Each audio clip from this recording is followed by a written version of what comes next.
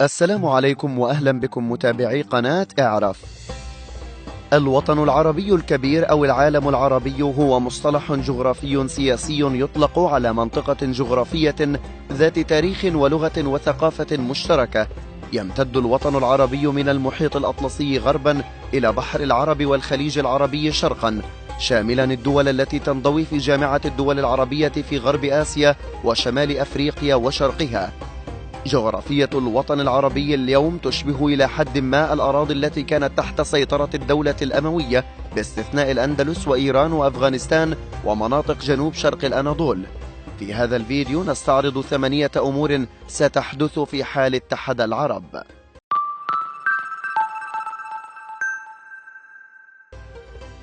إجمالي الناتج القومي المحلي سيكون 5 تريليون و990 مليار دولار سنويا، مما يجعلها في المرتبة الرابعة بعد الولايات المتحدة الأمريكية والصين والاتحاد الأوروبي.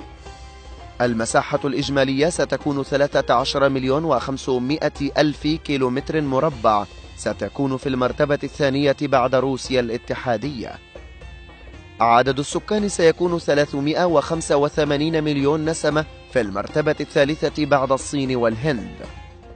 الجيش العربي بناء على الإحصائيات الحالية سيكون من 4 مليون جندي و9,000 طائرة حربية و4,000 طائرة هليكوبتر و19,000 دبابة و51,000 سيارة حربية.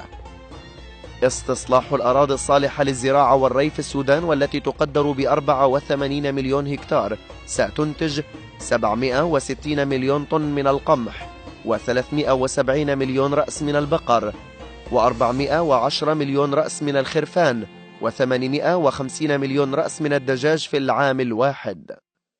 تغطية 8% من الصحراء الليبية بخلايا شمسية يكفي لإنتاج 20 مليون ساعة جيجا وات، وهو يكفي احتياج كامل الكرة الأرضية من الكهرباء. إنتاج اتحاد الدول العربية من النفط سيكون 24 مليون برميل يوميا، وهو ما يعادل 32% من الإنتاج العالمي. قيمة الزكاة 2.5% على الأموال المحفوظة دون تشغيل 29 مليار دولار سنويا، وهو يكفي لبناء 25 مدينة لمليون شخص في كل مدينة، و10 مستشفيات فيها 550 سرير في كل مشفى، و20 مدرسة تحوي 3,000 طالب في كل مدرسة، و3 مطارات تحوي 10 مليون مسافر لكل مطار، و7 جامعات فيها 25,000 في كل جامعة.